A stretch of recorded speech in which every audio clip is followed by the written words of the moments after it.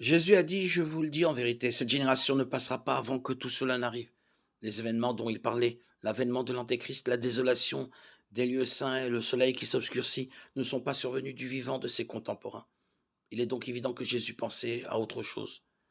Matthieu 24, 34, Marc 13, 30, Luc 21, 32. La clé pour comprendre ce qu'il voulait dire se trouve dans le contexte, dans les versets qui entourent celui-ci, particulièrement les versets précédents, Matthieu 24, 4, 31, où il est clairement annoncé une prophétie des événements à venir. Jésus avait déjà dit que le royaume avait été retiré aux hommes de cette génération. Matthieu 21, 43. Matthieu 24, 25 parle donc forcément de l'avenir. La génération dont parle Jésus, qui ne passera pas avant son retour, est une génération future, celle de l'époque des événements décrits. Le terme génération fait référence aux contemporains des événements décrits en Matthieu 24, 25.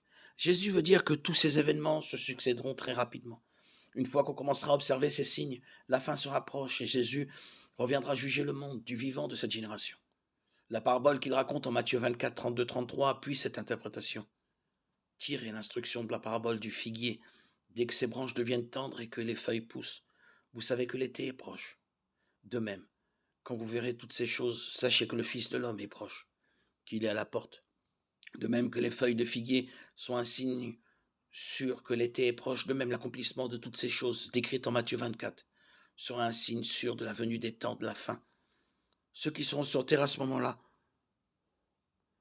n'auront plus que peu de temps.